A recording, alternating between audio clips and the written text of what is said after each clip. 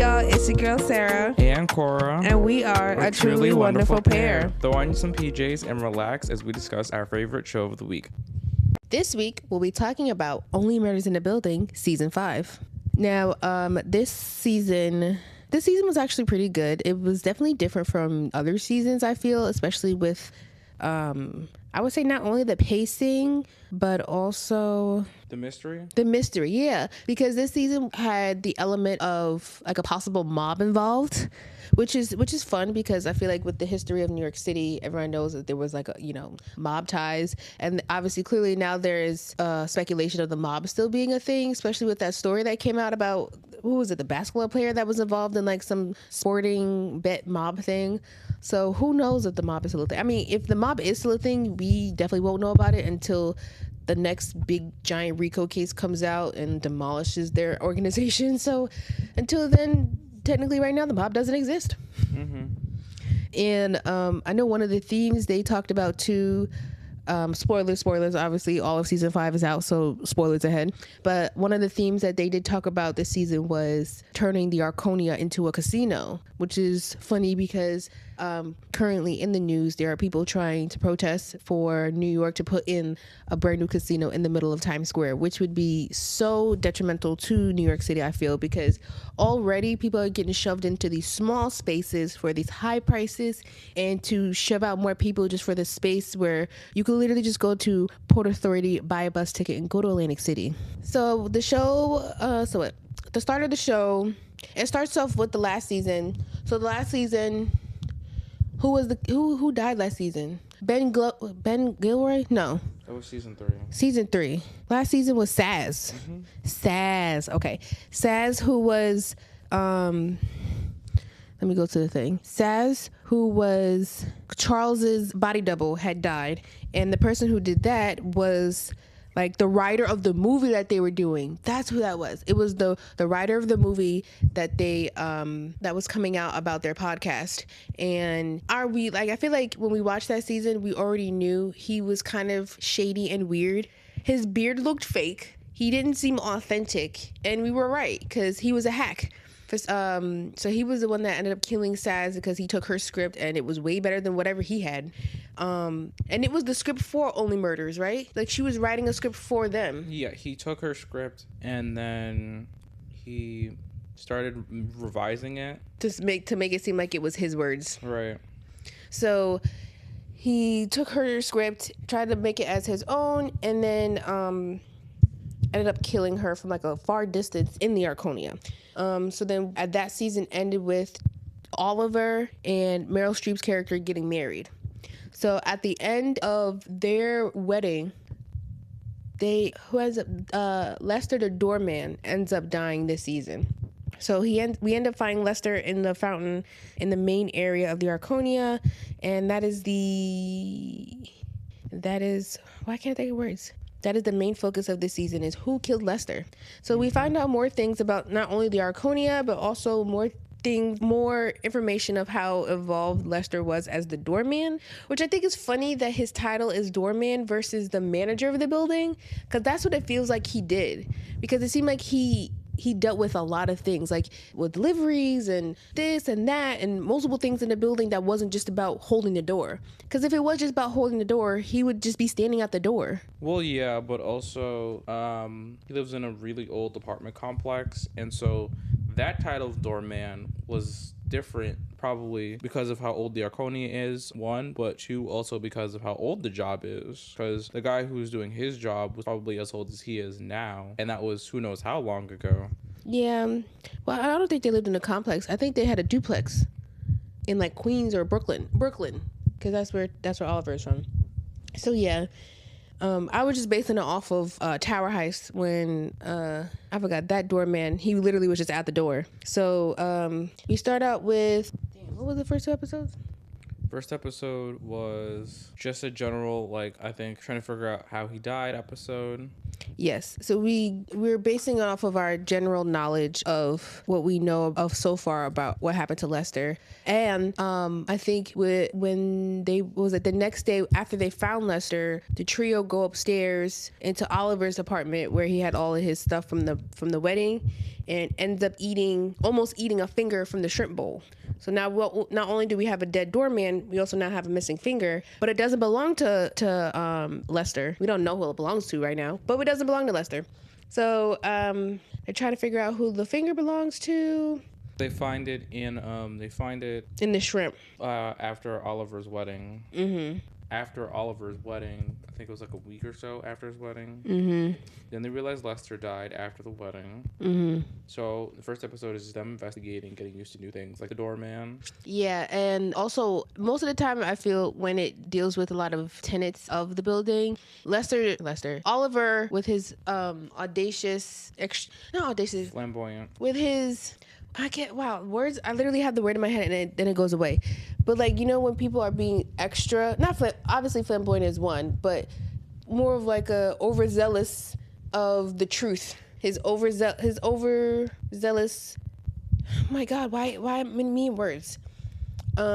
His overzealous commitment to stretching the truth. Thank you. That's exactly what I was trying to think. I didn't know why I couldn't get there, but he's always stretching the truth. I forgot what season it was.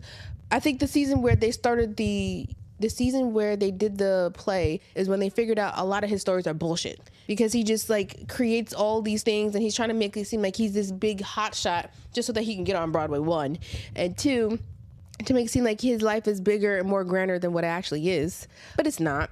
So I think especially the first 3 episodes, it was a lot of Oliver trying to make it seem like his relationship with everybody in the building is like he's close with everybody, he loves everybody, and he can never let go of the Arconia because he gets an offer for his apartment at the Arconia. And he doesn't know who's trying to get his apartment, but he's just wrestling with the fact that is he ready to move on from a building he's lived at for so long, even though he hasn't really created many connections there, like meaningful connections rather than like just passing by connections. I would say the only real connections he has made with people in the building would be with Charles and Mabel when they started their podcast. Because I think during one of the episodes where they go through like Lester's past to see how he started and like kind of going through like his history with the hotel, you see everything is just more of like a passing by. Everybody's just like passing by as life is going on, and Lester being a key person in comforting, getting familiar with everybody and creating like this, I would say like this uncle feeling in people's lives of like, hey, it's nice to see you, but like not really being family. Like a familial feeling? Yeah, like a familial feeling without it actually being family. Oh, that was the second episode. Yeah, the second episode, which is called After You, which is one of the things that I guess the doorman before Lester taught him. So like every time someone exits the room, you always say after you. Or every time you open the door for someone, you let them go first and you go after them, and then you say after you, because I guess it's part of their customer service. We also noticed that the building's elevator used to be a crank elevator. So he used to have to carry around the crank elevator everywhere he went. But at some point, obviously with technology, the elevator got updated, but he still kept the crank as like a reminder of his duties at the hotel. It's really cute for him to keep it all this time. Him just having it on him was adorable. I really liked that. It, I guess, was his reminder of his responsibilities to being the doorman. It was a good reminder of it, and it is a testament to his commitment to the hotel of how long he kept it for. I think it never left I think he took it with him every time he went to the hotel. So it never left this person when he was working, which is amazing. But it's crazy because some people will go above and beyond for certain corporations, but people need to realize work what you're paid for, because these corporations don't give a fuck about you, for real. As much as Lester worked hard, did all these things, kept a ledger for the hotel, and Nikki being, I guess, part owner since he was married to what's the lady name? Since he was married to Sophia, whose family owned the Arconia. What is it? Nikki really didn't pay him.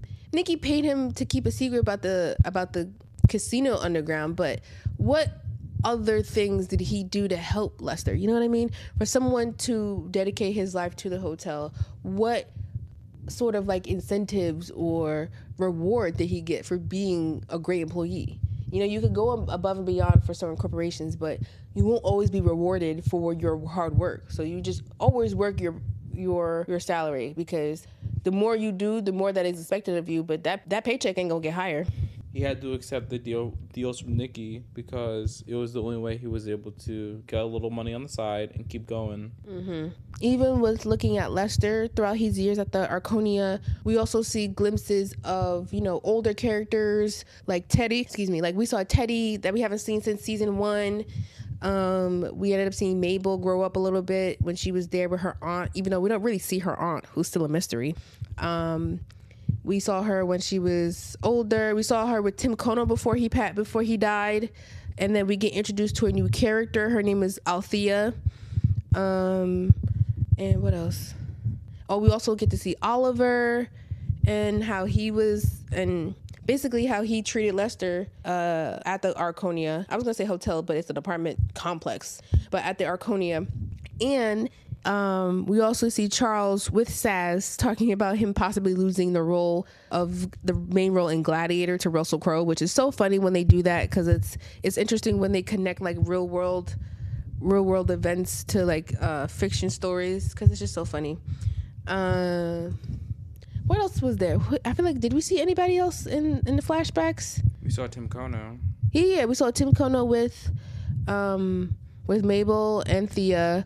We saw Charles. We saw Oliver. We saw Teddy. I feel like we're missing somebody. Oh no.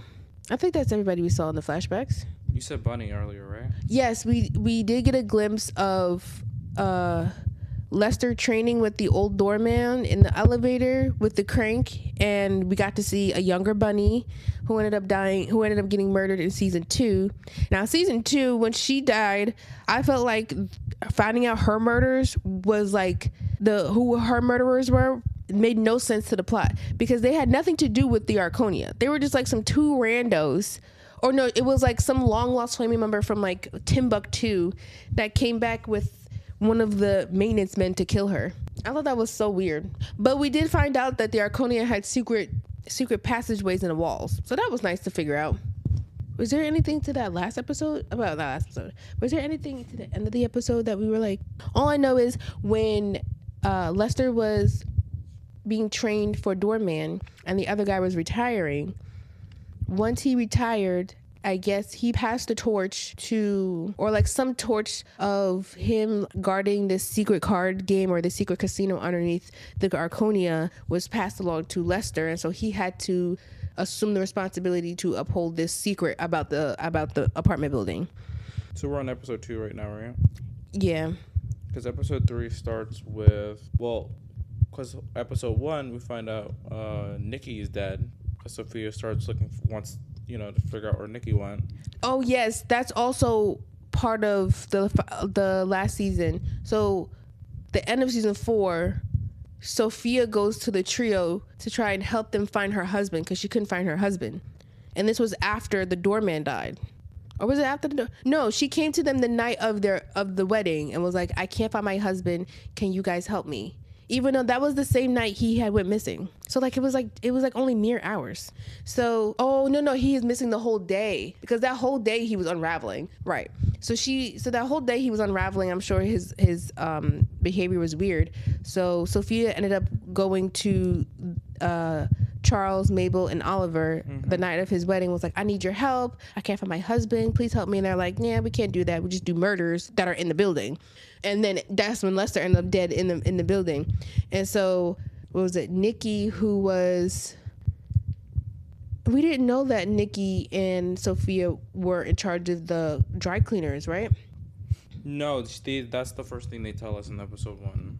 Got you. So Nikki and Sophia, her parents, I think, own the Arconia at some point, but they just run the dry cleaners that's attached to it. Apparently, this dry cleaners has been seen throughout the show, but I don't remember there being a dry cleaners unless it was Oliver dropping off his clothes. But they're trying, so they send Oliver to the cleaners to look for clues, I guess. And then while Mabel and Charles are looking for clues in the Arconia, that's when they stumble upon the secret casino underneath.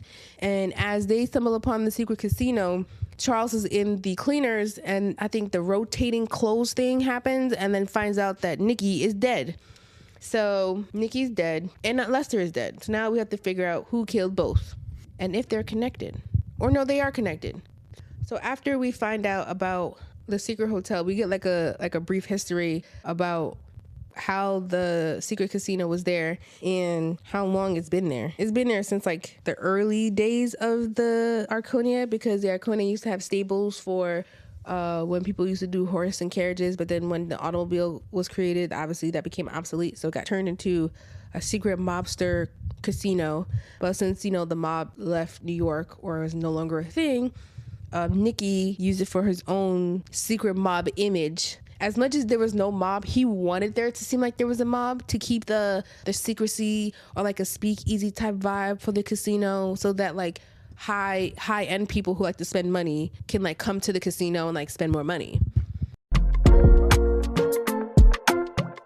A lot does happen because there's only 10 episodes and it's not like a full length show.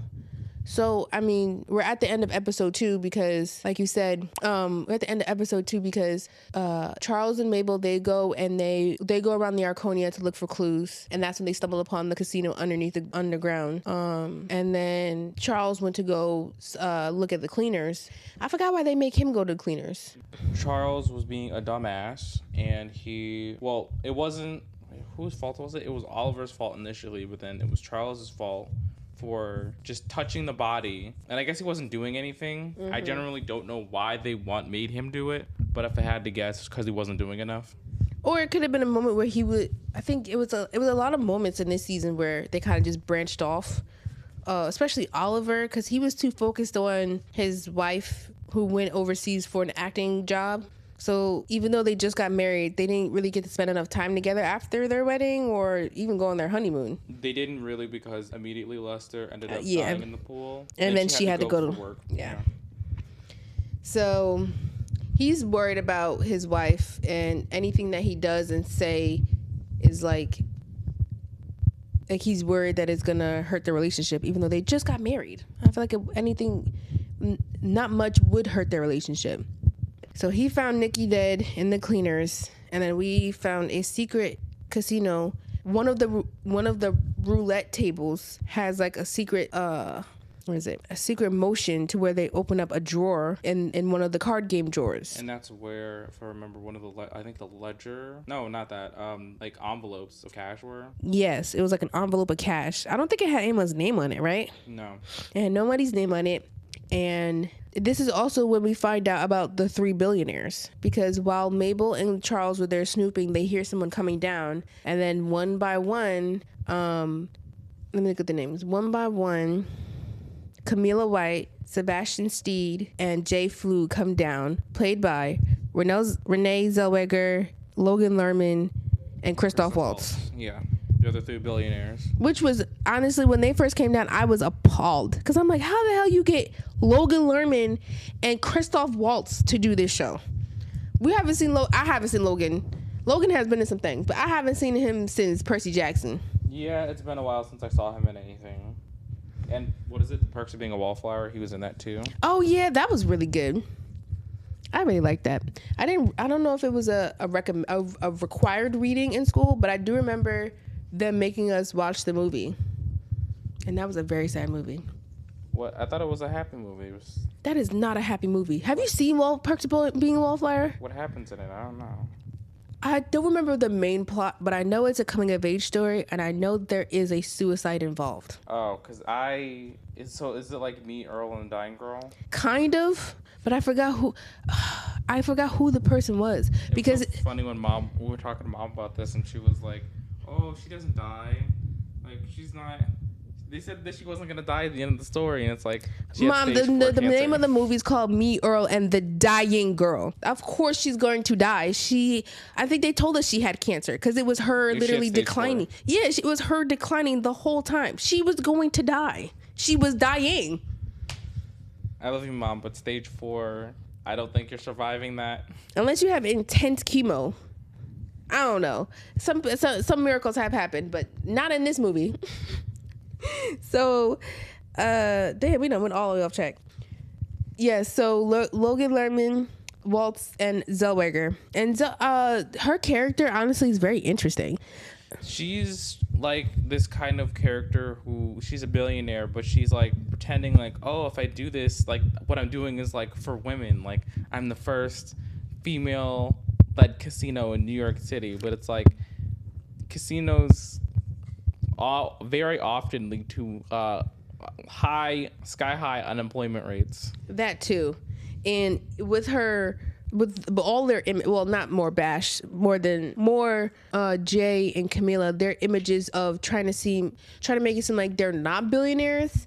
Like you said, her image of I'm all about women and I'm women empowerment and I'm the first woman to do this, but really you're still a businesswoman doing shady dealings and you really don't give a crap about women empowerment. And then Jay, he's trying to make it seem like he's a regular person you can have a coffee with, even though he's the far worst removed. He keeps acting. He made this whole this fake Instagram account where he's doing these like hashtag relatable things, and it's like, dude, you're like a billionaire. Like, shut the hell up. Nothing about a billionaire is ever relatable. So whenever someone online is trying to make it seem like they can relate, they don't. They don't go to the grocery store like we do. They don't like do simple mundane tasks like us regular folk be doing. Their whole lives are surrounded by making sure their billions are secured. Also, we meet Mayor Tillman like the first couple episodes, right? Yes, at his funeral. So at Lester's funeral, we meet Mayor Tillman, played by Keegan-Michael Key, the hilarious Keegan-Michael Key, and he tries to get himself on their podcast, obviously for the reach and for the audience. It's really funny the way that starts, because when he when he starts the episode, he's like, oh yeah, I'd love to talk about my new campaign, and then as soon as his assistant leaves the room, it's like super hilarious. As soon as his assistant leaves the room, he starts whispering to them, and he's like, you guys gotta help me, like they're watching, and like they sent her to watch over me and stuff like that. Yeah, because the assistant is one of their nieces or family members or something. So that's how they give their jobs. Everyone is always connected.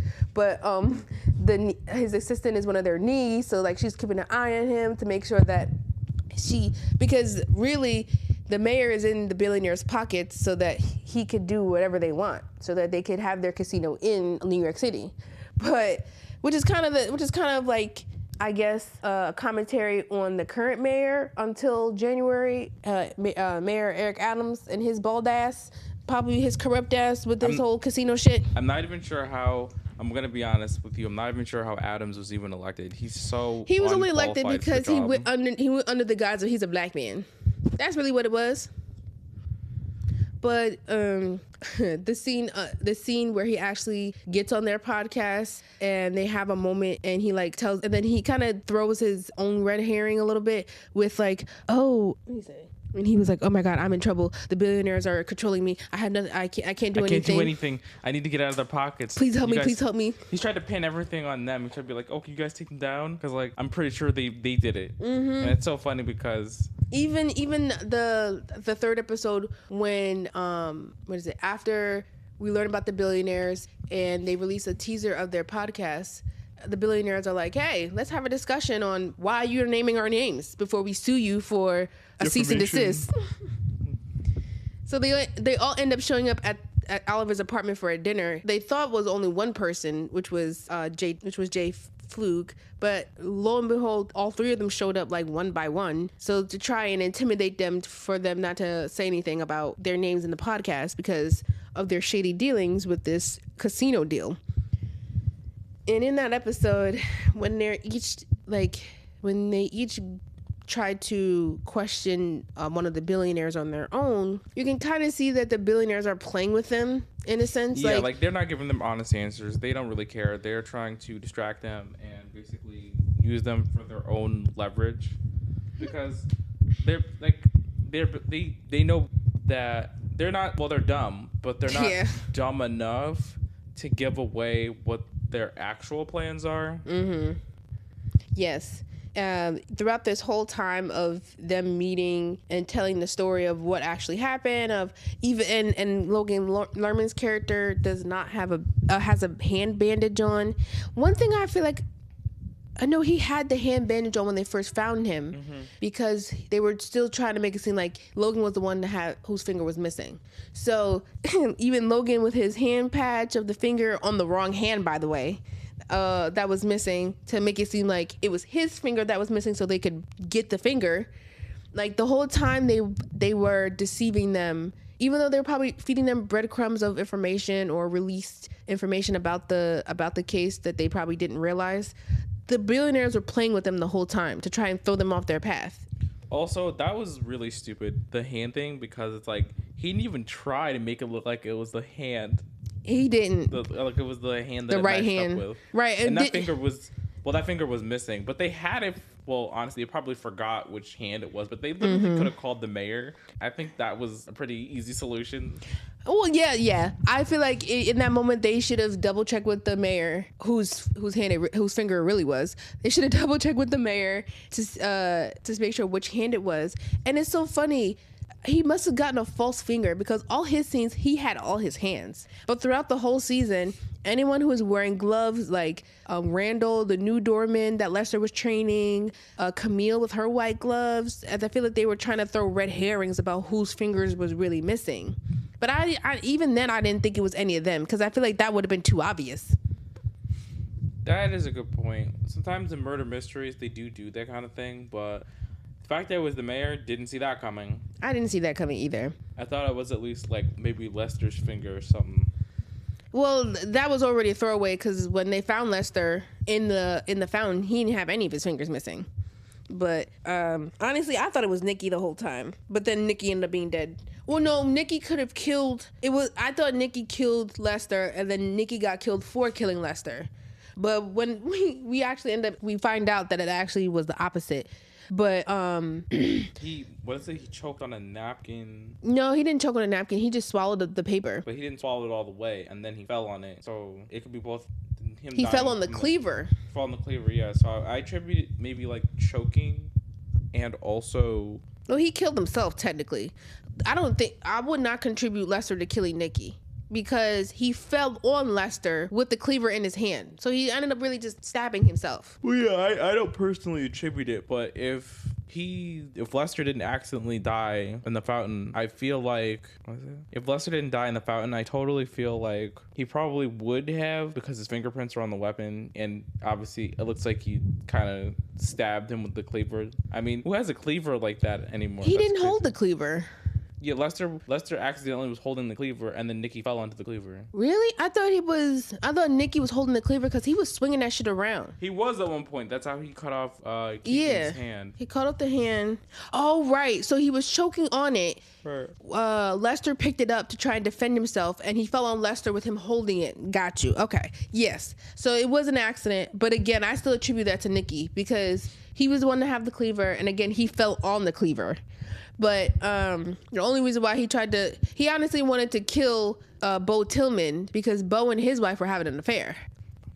I don't know how. Did we figure out how he found out, or he just knew that it was them? Because like Bo always came to every card game they had. What is it? Nikki finding out that Sophia Bo Tillman and Sophia were having an affair. I forget how he figured it out. I just think it was instinct, because besides him running like the secret casino, they obviously had their secret card game so they could talk about the business and all their shady dealings and everything that they would make Bo basically any of the dealing or any of the bribing they made Bo do.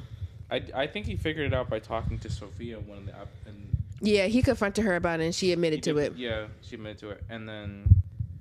Well, I think she was under the guise that he was already cheating because of the fact that he was out late night doing stuff at the casino. With Camilla. And we did see that they were kind of flirting with each other when she would come to the casino, or when she first came into the casino, when she was like a frequent flyer or a frequent customer. We finally get the gut milk lady back. Yeah, she was funny. She was funny. I feel like they need to definitely showcase more of the service people in that building. Like we meet for the first time the trash dude that like goes through everybody's trash when it goes down the chute.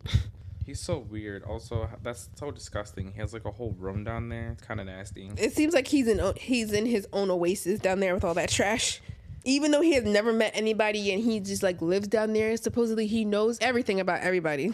Because honestly, you can know a lot of people from their trash. Yeah, that's a good point. And he was also listening in on them on their conversations because what is it? The trash chute is like one on every floor. So I'm sure if like you open up the trash chute, you hear some things. You're hearing stuff about people's lives. I'm sure. That's a good point. Also, like the people in the building. I mean, I just think he was generally a weirdo. Mm-hmm. I don't think that because if there was one point in time where there were a bunch of celebrities in the building. Yeah, the season where Amy Schumer moved into the penthouse, Sting moved into the penthouse, and then the directors of their movie had moved into the penthouse. A lot of people moved to that penthouse. The current owner is Mabel's childhood friend Althea, who is now a pop star / influencer who goes by Thee, which is so stupid. Yeah, I remember Logan Lerman's character. He was like the girl. the girl. And her name is Althea. Why didn't she just go by Thea? Like you could just put an at the end of your name and it would have been even better. Like even more. I feel like it would have been prettier if you're gonna do a stage name on your name. Why the and not Thea? But whatever. That's this girl, and apparently she's big and she's popular, and her new song has hit #1 on all the charts. And again, she just moved into a new penthouse, and this is kind of like a little bit of a jealous bug with Mabel because Mabel and her get into it. Mm-hmm. A little bit kind of bad in, I think, episode 3 or 4, if I remember correctly. Mm-hmm. But they get into it pretty bad. I think she breaks some of these stuff. But overall, I think Dee was a fun side character this season. She was definitely useful when it came to the clues, because when she mentioned one of the parties she was throwing, that there was like activity in one of the apartments. And that led the group to looking at the camera footage through the new Lester robot. And they found out that the camera footage, not only for the night Althea was talking about, but also the night Lester died, was altered in some way. Mm-hmm. And then in the midst of this, they also find out that Charles is on a dating app. What was the dating app called? Senior something? Hold on. Let me see. Damn. Why would they not show us this? I went to images. I feel like Google would be better with this. Yahoo, you have failed me. Can we talk about the use of AI and how it's trash? I do not like AI. What is it? Google has gotten so annoying with this kind of stuff, with this kind of crap. Mm-hmm. First of all, there's AI for maps. Who the hell needs that? They don't. Like, that's why we have the satellites. Hello. That's why I'm using GPS. If I wanted to use AI for maps, I would throw my phone out the window and drive into a lake. Like, it makes, like Michael Scott. Right. Like, it makes this thing isn't accurate. It's probably wasting so much water. And it's like, you're wasting water just to give you the wrong answer to something. But Google, you already solved this because you're Google. You already you know everything. You don't need this. It's such an unnecessary tool. And adding it to a search engine makes it annoying. Adding it to YouTube makes it useless. There's no point in using it at all, in my personal opinion. And it's everywhere. And Microsoft doesn't use AI, but now they have ads. If you already have Microsoft Word, they have ads, and they are everywhere. I finally found the dating app. It was called Last Gasp, which is so weird. It sounds so sexual. It does sound sexual. And I think it was supposed to be an app for older people, but like, what does even Last Gasp even mean? But whatever. He's on the dating app called Last Gasp, and when they try to look for when they're looking through the footage that was altered on the Lester robot, they notice that the logo for Charles's dating app is the same as the logo for the cameras in the building, and it was like a peach or something like that. And they find out that both companies are owned by Bash. So as much as the billionaires weren't really involved in the murder of Lester, they are very much involved in like other shady dealings, and they're not always true to what they're saying and everything. But them wielding, Bash being this tech billionaire mogul and wielding their power and their money and how connected they are, or how widespread their reach is, especially in New York, it definitely lets the trio know that it's hard. This would be a hard case to crack, because everywhere they'll go, either evidence is tampered or it'll be like near impossible to try and get closer to these 3 billionaire people. Yeah, I mean, literally they were putting all of their hands on the dead body. Right. When they were trying to move Nikki from the dry cleaners, they were all literally touching the dead body. Like, they were in Mabel's apartment and they were like touching all up on Nikki, and I'm like, okay, so they were trying to do their own autopsy. They had them all over Charles's counter and everything like that. I was like, what are we doing? That was funny. But this is probably the first time, because we know the detective that they work with, played by the wonderful, incomparable Divine Joy? Divine Joy Rudolph. Divine Joy Rudolph. I love her. She's hilarious. Most of the time when they have these cases, and obviously the police have all the evidence, as much as she can without jeopardizing her job, she tries to give them crumbs of clues or evidence so that they could come to the conclusion of their own for who killed who. So, what was it? So in this time, the fact that they have access to a dead body, they wanted to perform their own autopsy to get all their clues and their pictures and of the body and everything. So before they hand it over to the police, so that they can obviously do their part. And even the scene where I don't know why they put Charles involved and made him do it himself. Because for me, if these two if Charles or Oliver are going to go alone to do anything, physical labor will not be one of them. Yes. Because yes, they are older. They are older and they're not as spry as they used to be, even though they tried to make it seem like they are. So that whole scene with Charles trying to get Nikki put back into the dry cleaners before the cops found them, it was very hilarious, because those two cops that were from Staten Island are very corrupt. They are. I think that's really interesting too. We never really got back to did we get back to the corrupt? I don't think we got back to the corrupt cops, but it's pretty easy to understand that they were either working for the billionaires or the mayor, because obviously the mayor controls all the cops in the city. Mm-hmm. But the mayor was so funny. Him trying to pretend like, oh, they have me in their pocket, when at the end of the he wanted them in their pocket because they're giving him money for it. Clearly, I mean, you're getting bribed by billionaires. He felt like his father, because his dad worked at a taxi cab company, he felt like his father had been robbed his whole life. Mm-hmm. Because his dad was like, play it safe and you can get everything, and his dad didn't get anything. So he feels like if he kowtows to the billionaires, that they're gonna give him everything that his dad didn't get, but also whatever he wants for himself. Mm-hmm. He's the child of a working class man who saw his dad work hard his whole life for little next to nothing. And obviously when he is able to get his position of power, he's going to try and utilize it to his best ability. But that's obviously where the corruption starts, because you have that mentality of wanting to be better than the working class, because you see how hard people work and still make little to nothing. But the billionaires, they make all these shady dealings and all these corrupt decisions, and they're clearly making more money on a daily basis. So he wants to get in on that. But one thing every person will know, or at least every person of color will know, your black ass will not get as far as them white people. And, right. And even though there are some black billionaires out there, not every black billionaire has followed the footsteps of the whites, because the whites don't get there the same way we do. They get there because most of the time it's family money from generations, or obviously shady dealings with corporations and stuff like that. Like even all this Epstein stuff that's coming out, I'm learning that people have been calling him a financer, but this man was a con man from the very beginning. Like apparently he was a teacher, but he lied about being a teacher. He never had a teacher's license. And then some other rich person or somebody of like a finance firm brought him in under his wing, and even when he was applying for that job, his credentials weren't even intact. So it's like a lot of the time these people in these high positions have lied and cheated their way there. And as a black person who's trying to do the same thing, lie, cheat, and get bribed your way there, 9 times out of 10, your ass is going to get caught before they do. And then you trying to point your finger at them talking about, oh, well, look at what these whites are doing.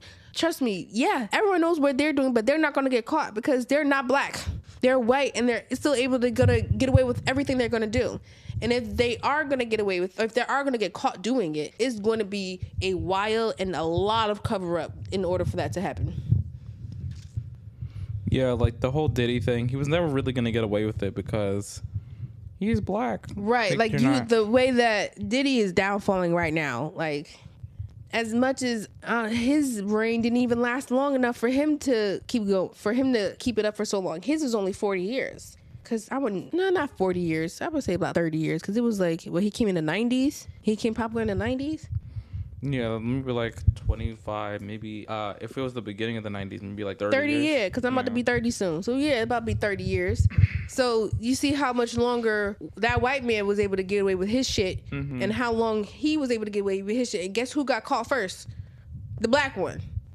So like that was also, I feel like, even though this show has like 3 main white leads, there is that racial aspect of it that's always going to be there, because obviously, you know, black, white, all that, people, they're not going to specifically say that like him being caught with all the bribes was nothing.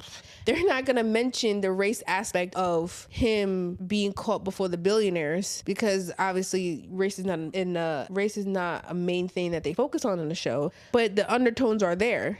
Because obviously he said, my dad worked his ass off all these years and he had nothing to show for it. Versus, let's say Jay Flug and his millions it was a family pharmaceutical company. Yeah, that's a family company. So like that money was in his family for eons. He probably doesn't even make anything himself. Probably just kicks back on the enormous pile of wealth that was made for. He's probably, I would say, he's not the most personal wealthy, but he probably comes from more wealth than even like, what is it, Bash? Mm-hmm. He probably comes from more wealth than even he did. Yeah, because when it comes to family wealth, family wealth is nothing to touch with. Yeah, but he always acts like, oh, I'm so relatable. Like, hey guys, look at me. Like, I'm a cool guy. Like, I'm not like these other billionaires. It's like, yes, you are. Yes, never. Yes, all billionaires are the same, and no billionaire will ever be relatable. So what is it? Spin goes sideways when 3 billionaires suspect a trio. Oh yeah, at the end of, what was it, 3 or 4? So at some point, Althea and Mabel, when they reconnect, when she mentions the party she had in her penthouse with like Seth Rogen and all these other celebrities, the robot, I think, mentions that their podcast is in the top 20, not the number 1 podcast, but with them being an independent podcast and still not having a sponsor, but have a movie about them be written, it's kind of funny. So with that, I think at the end of one of the episodes, there is a studio or a production company that does end up giving them an offer to, I guess, buy their podcast, you know, not only for the production, but for the episode releases. And they end up signing a contract with them. And they don't blindly look at it. And I'm like, how are they able? Because even the season prior, they actually looked. When they were talking about the movie before they signed it. Yeah, they were actually sitting there talking about the contract for like a good episode or something like that. I felt like. But here they just signed it. I thought that was funny. This one, they literally just signed their life away without reading nothing. No lawyer, no nothing. I'm like, y'all, for real? So not only if they did get money from that company, they wouldn't have had to say anything. But even if they didn't sign those even if they didn't sign up with the company after that, they still were under contract, so it means they still couldn't say anything about either three of the billionaires. Right. So that's when we find out that Jay Flug was the one who was in charge. No, all three of them, right? It was either one of them or all three of them that bought out the company. They were all in charge of screwing them over somehow. Jay, I think, did buy out that company. Yeah. What is it? And then Homegirl tried to buy out Oliver with an offer that he threw in the garbage. We learned that. No, we don't know that till the end. We don't know that till the end? Yeah, because what is it? The episode where they do the flashback. No. When did they go to flashback to the casino? The night that the girls do the girls' night at the casino. Camila has a girls' night under the casino, right? And that is the night we find out she buys Oliver's property. Oh, she buys Oliver's house, Oliver's apartment. Right, because she owns the company that owned all. Because they were all she was trying to buy out all of the all the apartments so that she could make it into a casino, right? Oh, it was the therapist who sold his apartment. The therapist was the last person, and that night they were trying to convince the therapist to keep his apartment, but he was the last. So I think they had this undertone of a secret person buying all these apartments this season before, because that's when they find out about the west wing of the building, which is the part where Mabel moves into because her grandmother's apartment got sold. See, yeah, that's so we never find out it was Camila until the following season, that she was the one buying up all the apartments so that she could have a majority stake and be able to turn the Iconia into her own casino. But yeah, she has been honest. So she's been buying up all these apartments since last season and be kicking these people out. That's crazy. That is crazy. But now her scheme has been done away. Honestly, the little promotional video or the little rendered video they had of what the Arconia was going to look like, it honestly feels like the same vibe of what it was. Just like the color scheme was very much Camille. It looked like they gutted out the whole lobby. It looked terrible. It did look terrible, honestly. In casinos, if you've ever been in a casino, they're terrible. It's very almost overstimulating. They put a bunch of reflective like not mirrors I want to say, but like they put a lot of reflective stuff on the floors and the walls. Yeah, it would be a mirror, reflective mirror. Reflective mirror on the floor and the walls to make you not the floor, but definitely the ceilings. Mm-hmm. And then they make rugs that have these impossible patterns that feel like they go on forever and ever and ever, and it's like.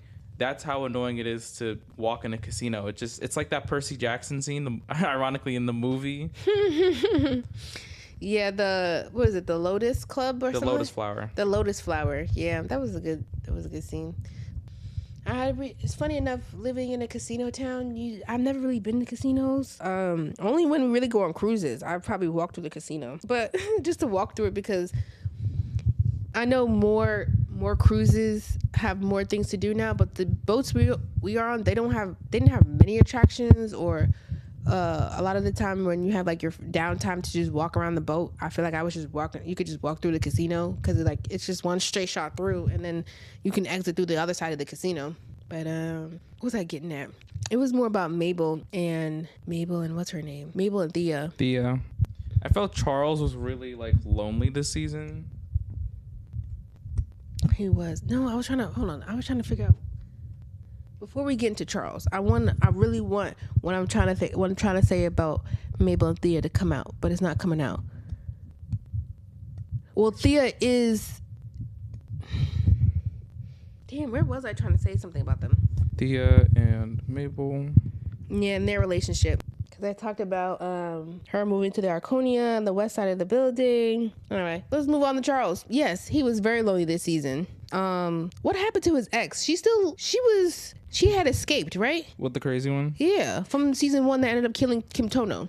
She escaped, killed the guy in the last season. Then she got put back in the lockup at the end of that season. Oh, right. She got put back. Yeah, so Charles has been lonely because his one true love is a psychopath. And his best friend is kind of dead. His best friend is dead. And, life is going on. He's getting older. I feel like that's a thing, though, right? When you get older, people around you start passing away a lot more often and stuff like that. So it's something that happens in life. that people have to figure out how to maneuver and grasp. So, you know, he goes on dating sites and he ends up going on a date with Sophia and does a lot of flirting. And I think they end up hooking up that night, right? Do they? I do think they end up hooking up that night. The same night that he took the testosterone, right?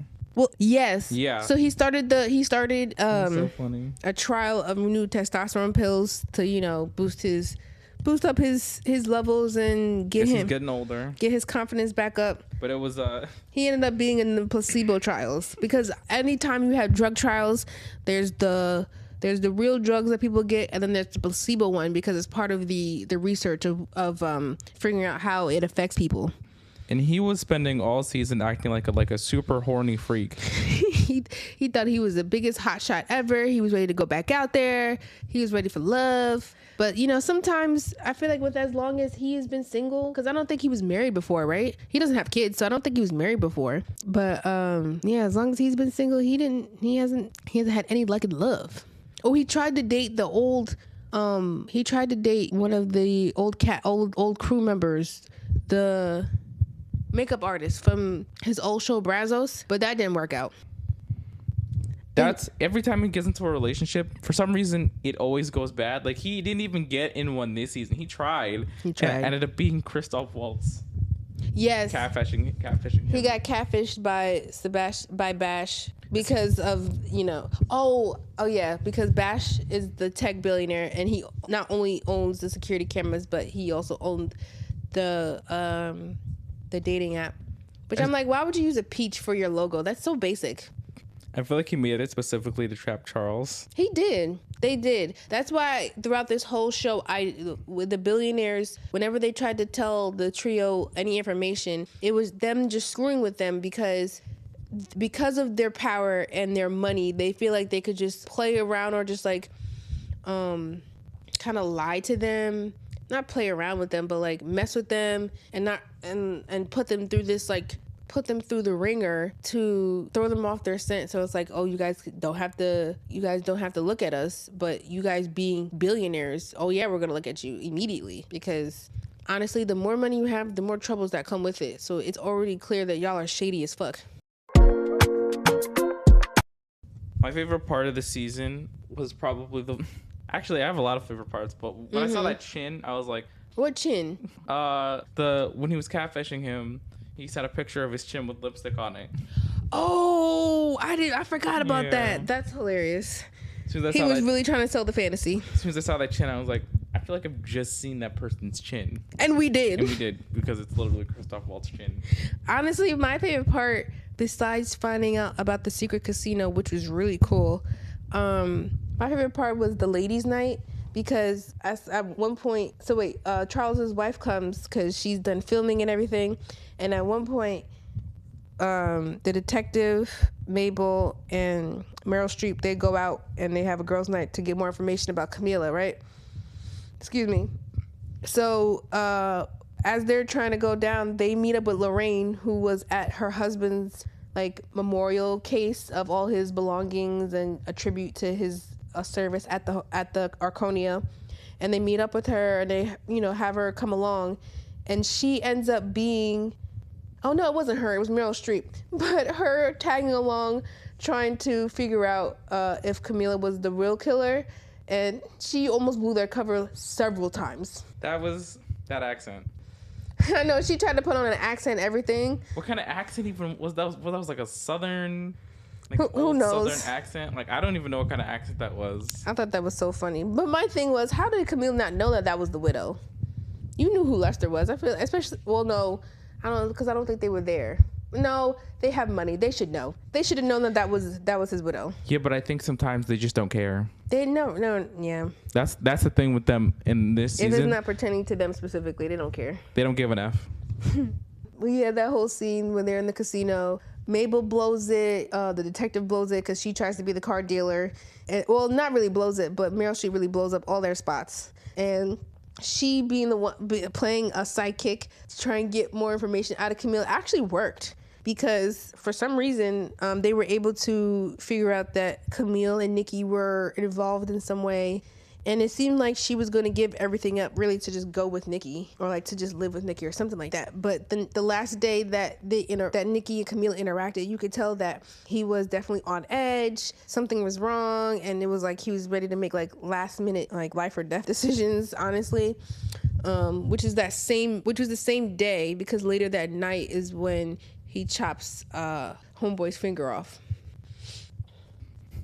The fact that it was Keegan's finger, but it was so decayed, it was hard to tell whose finger it belonged to. That was a good one, because I'm like, it didn't have no color to it because it was decay, so you really didn't know whose it was, which I thought was smart, because Keegan is half white, half black. So like him being light skinned / biracial, it already could tell like it's ambiguous. You don't know whose it is. Like if it was the doorman's, it would have been like, oh, this is a black finger. Right. Obviously. You would have known it was a black finger because it would have been a dark finger. It would have been black. It would have been actually black instead of lighter, because it would have lost coloration versus it would have gotten darker because of like, I don't know. He really is the throw off suspect. He threw me off. I'm like, I didn't realize it was him. Yeah.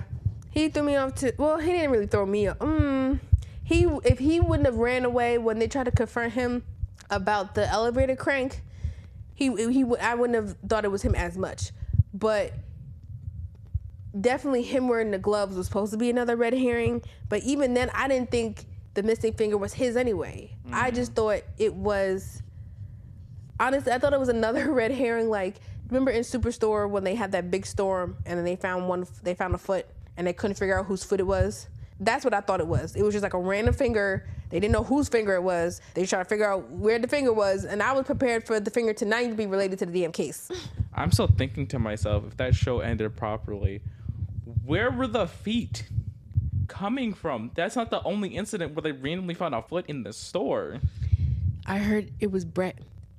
I think there's a theory that like Brett is some type of serial killer or something like that, or some weirdo that just kept feet, because they never found whose foot it was. I don't think it belonged to anybody, and I don't remember if it was an actual scene or if it was like the writers / creators of the show that like confirmed. Oh, I think I remember that. Yeah. That confirmed that like it wasn't like Brett's foot, but it was his foot, because he like kept a collection of feet because he was freaking weird at the end of the day, even though he didn't say anything. So many weird characters. Wait, it wasn't Brett. It was Elias. Oh, I thought it was Brett. It's Elias. Ooh, that was a good one, because no one suspected Elias at all. I think. That was funny. That one, I don't know if you remember that one episode when Dina and and the girl, the teen mom were on Facebook looking at everybody's profile, and they found Elias's, and they were looking at him in the hot tub with two women and big boobs. maybe that's their feet. Oh my God. I hope those two women are alive. But that shit was hilarious. They were like, oh, okay, Elias, we see your game. Like, we didn't think Elias could bag those two women. One of my favorite moments from the show is when Glenn has the what is it? The thing for the carts in his bag. Oh yeah, the magnetic thing. And then he stops. That's the Halloween episode, because he puts it in his little mail bag. Because he's pretending to be a mailman. Oh gosh, that was a good episode. And the carts keep following him and keeps wondering, why are you following me? And it's like, because you have the thing. Dude, you put it in your, like, it was so funny. It was like, put two and two together, homie. He's walking all the way down the street and he still doesn't realize that I think he walked all the way home with all those carts too. He did. That's so funny. That's a good show. I miss that show a lot. But yeah, Only Murders. Wow, we done went all the way off. Well, we're back now, so that's all that matters. Mm-hmm. Is there anything else you want to talk about this season that you feel like we missed? No, I think this was a good season, though. Yeah, I think Howard was so much more annoying this season. So after his many attempts in previous seasons to try and be involved in their podcast, I think he just gave up this season and started doing his own thing. His mother just recently passed too. Did she recently pass, or she been passed? I don't know, but he no longer has really any responsibility but just being on his own. So when the Lester robot comes into the Arconia, he kind of just, what was it? He starts to get like way too touchy-feely with it. Yeah, he gets a little bit too involved instead of just getting more pets. But whatever. He gets a little bit too involved. Oh yeah, he just recently broke up with his boyfriend. Right. Yeah, that could take a toll on you too. But luckily, he was able to flirt with one of what's her name? One of Sophia's sons, because I think what's the statistic? One out of every 4 person is gay, or every 3rd person is gay. So it was bound that at least 1 or 2 of her kids was gay. That's funny too. Sometimes I think that genetics pull themselves, but that's only because Tayo is gay. Then on on grandpa's side. Oh yeah, her sister's gay. My mom's sister is gay. Oh yeah, so it is 1 every 4, because literally on grandpa's side it's 1 every 3. Well, in this case, it's 1 every 4, because my mom is the oldest of 4 siblings on 2 sides of her family. Right. So she has her father and his kids. 1 of them is gay, and then her mama and their kids. 1 of them is gay. That's interesting. That means 1 of our cousins is gay. Well, that's weird, because I think all of that might have gone to me, because it's just the 2 of us. It's the 2 of us, but also it's hard to tell because I'm trans and I'm also bisexual. So all of that could have been, all those genetics could have been passed down to me. Instead of just going to another kid. But that's where it's hard. It's kind of hard to tell, because it's like, oh, like, did it all get pulled into me and then everyone else is... I just trying to figure out 1 of our cousins is gay. Who is 1 of our cousins gay? We could talk about that offline. We ain't gotta say that, but maybe, but we don't associate with them anymore. I'm not affiliated with you. We are not affiliated with y'all anymore.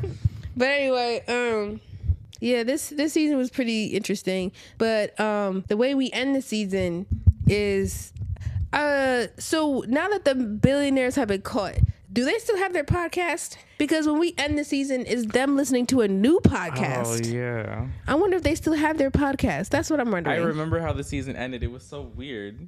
Yeah, so they end up listening to, I don't know if you guys remember Tina Fey's character from season 2, who actually had a big role because... Her assistant. It was her assistant with one of the maintenance men from the Arconia that killed Bunny.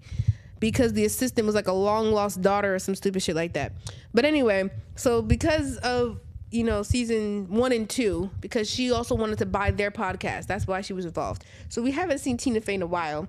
And her character had a new podcast coming out, and then that's when at the end, when everything is resolved, everybody goes back to normal and people are living their best lives, we see the trio listening to a new episode of her podcast with a Britain flag in the back. So that could mean we might be going to the UK next season, which would be nice. And then I thought that was just to throw people off. I thought it was to throw people off too, but who knows? You never know. We don't have any. I don't think we have any. Well, unless we listen to the behind the scenes stuff. I haven't heard anything new about what's the possible 6th season going to be about. But we do know the person who ended up dying was stumbling. We see someone in a red wig with red curls stumbling along the sidewalk of the Arconia to try and get themselves on the porch, so that their death is considered a part of the building. So that they can continue the only murders in the building. Yeah, so they continue with the what's it called? Like the fine print, but it's not called the fine print. With the rule of that they have of they only do murders that are involved inside that building. And as soon as the person literally stretches their arm out and turns over, we see it's Tina Fey in a red wig who just died in front of the Arconia. I thought it was Natasha Lyonne. I was really hoping it wasn't going to be someone we've seen before, and it's going to be a new person, like you said, Natasha Lyonne, because then that would be interesting on figuring out how she's related. But it makes sense on them using a previous character so that they can still connect it to the story. Right. Now Tina Fey's dead. And now we're trying to figure out who the fuck killed Tina Fey and why she needed to come to the front of the building so her murder can be considered for the trio. Now, this is kind of also, what I say? I feel like this will be a major clue for the trio, just as much as Lester throwing the finger into the shrimp so that Oliver can find it and that they can solve the mystery and be able to expose the billionaires. Yeah. I'm excited for the next season. Very excited for the next season. I don't know why. Oh, I'm still stuck on a season before because the season before was about them getting their own movie, but we didn't even get to see them at the premiere. We didn't even get to see them do like a screening of their movie. The only mention of the movie was of when when Althea mentioned, oh, I finally figured out what I was trying to say about Althea and Mabel.